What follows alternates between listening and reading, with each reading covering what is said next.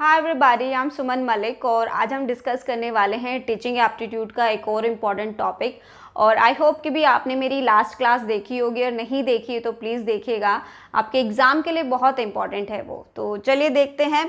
आज हम डिस्कस करेंगे डिफरेंट लेवल ऑफ टीचिंग, मतलब टीचिंग के जो अलग अलग लेवल्स जो बताए गए हैं टीचिंग एप्टीट्यूड में, वो हम डिस्कस करेंगे। सो यहाँ पर 3 लेवल बताए गए हैं। सबसे पहला है memory level of teaching, and the second is understanding level of teaching, and the third is reflective level of teaching। तो अगर आप इसे एज ए पिरामिड अगर आप इसे समझें तो सबसे जो लोवेस्ट लेवल पड़ता है वो होता है मेमोरी लेवल, और जो मिडिल रहता है वो है अंडरस्टैंडिंग लेवल, और सबसे जो हायर लेवल होता है टीचिंग का, this is reflective level of teaching. अभी मैं आपको इसे डिटेल में बताऊंगी, एग्जाम्पल्स भी दूंगी ताकि आपको इसे समझने में आसानी रहे। सबसे पहले मेमोरी लेवल ऑफ टीचिंग को देख लेते हैं, ये क्या कहता है। मैंने आप लोगों की अंडरस्टैंडिंग के लिए यहाँ पर ये पिरामिड बनाया है। देखिए, सबसे लोवेस्ट लेवल जो है ये मेमोरी लेवल है, मिडिल में अंडरस्टैंडिंग लेवल है, और टॉप पे जो है रिफ्लेक्टिव लेवल ऑफ टीचिंग है। मेमोरी लेवल ऑफ टीचिंग क्या कहता है, देखिए इनके जो मेन प्रोपोनेंट जो रहे हैं वो है मिस्टर हार्बर्ट। मैंने यहाँ पर नाम लिखा ही है, इनका नाम आप याद रखिएगा, हो सकता है एग्जाम में पूछ ले कि भी who is the main proponent of memory level of teaching. Okay, so it's a initial stage of teaching. अब इनिशियल स्टेज कौन सी होती है, देखिए जो बच्चे बहुत छोटे होते हैं, लाइक जो फर्स्ट सेकंड क्लास या जो छोटे क्लास में जो बच्चे पढ़ते हैं, ये उनके लेवल की टीचिंग होती है। आपने देखा ही होगा कि भी उस लेवल के बच्चे क्या करते हैं, आप टीचर जो उन्हें पढ़ाता है वो उतना ही समझते हैं, उसको अपने दिमाग में फिक्स कर लेते हैं, उस पर ज़्यादा दिमाग नहीं चलाते हैं कि भी ऐसा है तो ये क्यों है। वो एक तरीके से उस नॉलेज का, उस इन्फॉर्मेशन का रट्टा लगा लेते हैं कि लाइक ए फॉर एप्पल है, बी फॉर बॉल है, तो ए फॉर एप्पल ही रहेगा, बी फॉर बॉल ही रहेगा। वो ज़्यादा दिमाग चलाने की कोशिश नहीं करते हैं, वो सिर्फ अपनी मेमोरी में उसे फिक्स कर लेते हैं, जो भी टीचर उन्हें नॉलेज देता है, जो भी चीज़ें वो बताता है। ओके, सो बेसिकली इसमें रट्टा लगाया जाता है, मेमोरी में फिक्स किया जाता है उस इंफॉर्मेशन का, ज़्यादा दिमाग नहीं चलाया जाता है। ये मेमोरी लेवल ऑफ टीचिंग है। अब नेक्स्ट लेवल को देख लेते हैं। Second is understanding level of teaching. अब ये क्या होता है, फर्स्ट वाला मेमोरी था जिसमें हमने छोटे बच्चों की बात की थी, अब ये थोड़ा सा उससे बड़ी एज के ग्रुप के लोगों के लिए आ गया है, अंडरस्टैंडिंग लेवल पे आ गया है। सो इसके मेन प्रोपोनेंट जो रहे थे मिस्टर मॉरिसन जो थे, इनके मेन प्रोपोनेंट थे, आप नाम याद रखिएगा।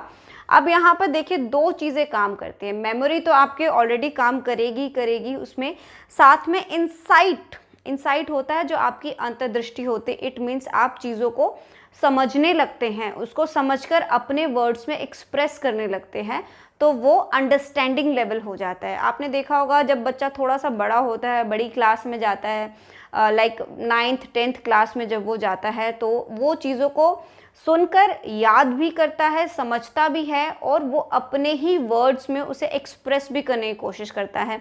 जैसे अगर आप एक एग्जांपल ले, किसी स्टूडेंट ने कोई मैथ का कोई क्वेश्चन है वो समझा, टीचर से उसे समझा, उसने शायद फॉर्मूले का रट्टा भी लगाया, उसको याद भी किया, अपनी मेमोरी में फिक्स भी किया। फिर वही स्टूडेंट जब किसी दूसरे स्टूडेंट को जाकर वो मैथ का सम समझाता है, अपने वर्ड्स में वो एक्सप्रेस करता है, अपने एग्जांपल्स देता है, अपनी कोई टेक्निक लगाकर वो किसी और को समझा पा रहा है उस नॉलेज को, उस क्वेश्चन को, तो ये उसका अंडरस्टैंडिंग लेवल है। आई होप इट्स वेरी क्लियर, ज़्यादा ट्रिकी नहीं है इसमें कुछ भी। पहले वो मेमोरी था, पहले वो चीज़ों को रट रहा था, अब वो चीज़ों को समझ रहा है और अपने ही वर्ड्स में उसे एक्सप्रेस भी कर पा रहा है। ये है इसका understanding level of teaching. Third level को देख लेते हैं, यह है रिफ्लेक्टिव लेवल ऑफ टीचिंग। सो इसके मेन प्रोपोनेंट जो रहे हैं वो मिस्टर हंट रहे हैं, नाम याद रखिएगा अगेन। सो रिफ्लेक्टिव लेवल, जैसा कि इसके नाम से ही पता चल रहा है, आपने पहले मेमोरी किया, फिर अंडरस्टैंडिंग किया, नाउ थर्ड इज रिफ्लेक्टिव। मतलब जितना भी आपने पहले का ज्ञान जो हासिल किया है, मेमोरी में जो रखा, अपनी नॉलेज में जो रखा है, फिर आपने उसे जो अंडरस्टैंड किया है, अब आप उस सारे ज्ञान को रिफ्लेक्ट करते हैं, शोकेस करते हैं, तो ये रिफ्लेक्टिव लेवल ऑफ टीचिंग होता है। बेसिकली ये रिसर्च वर्क में काम आता है। क्यों? क्योंकि वहाँ पर जो पर्सन की जो नॉलेज है, जो उसकी प्रीवियस नॉलेज है, जो अपने समय में जो उसने सीखी है, जो उसके मेमोरी में जो फिक्स हुआ है, उसका वो इस्तेमाल करता है, उसको अपने रिसर्च वर्क के द्वारा वो रिफ्लेक्ट करता है। जनरली ये वहीं इस्तेमाल होता है, reflective level of teaching. So highest level of teaching, of course ये सबसे हाईएस्ट लेवल होता है। आप अंडरस्टैंडिंग लेवल से गुजर चुके हो, मेमोरी लेवल से गुजर चुके हो, अब आप अपने नॉलेज को रिफ्लेक्ट कर रहे हो। Okay, so problem centric approach होती है। ये कैसे होती है? देखिए, जो लर्नर जो होता है वो अपनी प्रॉब्लम को, अपने इशू को खुद सर्च करता है, मतलब किस चीज़ पर उसे रिसर्च करनी है, किस चीज़ को उसे डेवलप करना है, किस नॉलेज के बारे में उसे ज़्यादा जानना है, तो वो खुद से ढूंढता है वो। So it's a problem centric approach, तो उस इशू को वो खुद ढूंढ रहा है। Learner primary, teacher secondary. आप रिसर्च वर्क में देखिएगा, जो पर्सन रिसर्च करता है, रिसर्चर जो होता है, वो इशू को खुद ही तो ढूंढता है, खुद ही उस प्रॉब्लम को ढूंढता है कि जिस पे उसे काम करना होता है, रिसर्च करना होता है, डेवलपमेंट करनी होती है जिसके अंदर। यहाँ पर टीचर सेकेंडरी हो जाता है। क्यों? क्योंकि उसके पास उसे नया कुछ सिखाने को नहीं है, वो उसकी हेल्प करता है, उसको गाइडेंस देता है, इसीलिए टीचर यहाँ पर सेकेंडरी हो जाता है, और जो प्राइमरी जो रहता है वो लर्नर रहता है। ओके, सो टीचर की गाइडेंस में यहाँ वो काम करेगा और अपनी सारी मेमोरी को, अपने सारी नॉलेज को, अंडरस्टैंडिंग को वो रिफ्लेक्ट करता है। So it's a reflective level of teaching. अब थोड़ा सा और समझ लेते हैं टीचिंग के बारे में। देखिए, teaching is dominated by communication. Communication means कि भी जो इंटरेक्शन जो होता है स्टूडेंट और टीचर के बीच में, अगर वो दोनों के लिए ईजी नहीं है, समझने वाला नहीं है, तो किस तरह से टीचर जो है अपनी सारी नॉलेज, अपना सारा ज्ञान जो है वो स्टूडेंट तक पहुंचा पाएगा। इसका अगर हम एक एग्जांपल ले, सपोज करिए स्टूडेंट को जो भाषा आती है वो टीचर को नहीं पता है, या फिर टीचर को जो भाषा आती है कम्युनिकेशन के लिए वो स्टूडेंट नहीं जानता है। जब दोनों ही एक दूसरे की भाषा नहीं समझ पाएंगे तो किस तरह से टीचिंग और लर्निंग का प्रोसेस शुरू हो पाएगा। तो हमें कह सकते हैं कि भी जो टीचिंग है वो डोमिनेट होती है कम्युनिकेशन से। अगर आपका कम्युनिकेशन प्रॉपर नहीं है, स्ट्रॉन्ग नहीं है, तो टीचिंग जो है कहीं ना कहीं वो फेल हो जाती है। नेक्स्ट देखिए, teaching changes according to time and place. तो जो भी टीचिंग जो होती है वो टाइम और प्लेस के अकॉर्डिंग जो है वो चेंज होती है। इफ़ यू सी एग्जांपल, देखिए हमारे इंडिया में हम थ्योरी पे ज़्यादा स्ट्रेस देते हैं और फॉरेन में जो है वो प्रैक्टिकल नॉलेज पे ज़्यादा स्ट्रेस देते हैं। तो जगह के हिसाब से टीचिंग का तरीका बदला, लेवल बदला, और समय के हिसाब से आज जो हम जिस तरीके की टीचिंग कर रहे हैं, क्या हम 10 साल पहले या 15 साल पहले भी वैसे ही करते थे? सो नो, आजकल बहुत टेक्निकल चीज़ें ऐड हो गई हैं, स्मार्ट क्लासेस शुरू हो गई है, तो ये सिस्टम पहले नहीं था। तो समय और जगह के हिसाब से टीचिंग बदलती है।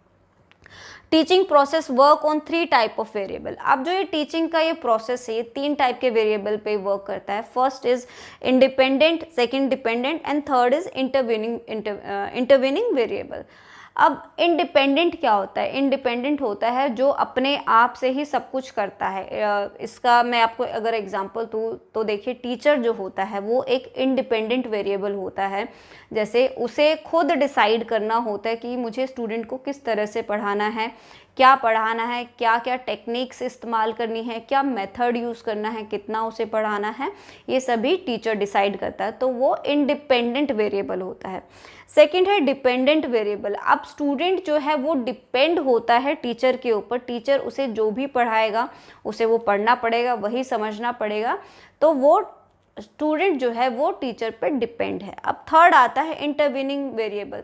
इंटरवीनिंग होता है जो स्टूडेंट और टीचर के बीच में जो वर्क करता है। लाइक टीचर क्या मेथड यूज़ करता है, क्या टेक्निक इस्तेमाल करता है, किस तरह से वो स्टूडेंट को मोटिवेट करता है, मॉड्यूलेट करता है, तो ये इंटरवीनिंग वेरिएबल होते हैं। So I hope it's very clear, ज़्यादा ट्रिकी नहीं है, इनके वर्ड से ही पता चल जाता है इनका मतलब क्या होता है। सो आपको ये सारा ही समझ आया होगा। फिर भी अगर कोई डाउट रह जाता है या कुछ है जो आपको नहीं समझ आ रहा है या फिर कुछ रह गया, आप कुछ और जानना चाहते हो टॉपिक के बारे में, या फिर कौन सा टॉपिक आप पढ़ना चाहते हो, तो मुझे प्लीज़ कमेंट करके बताइए, मैं आपको आंसर करूँगी। और सारी ही वीडियो आप देखिएगा प्लीज़।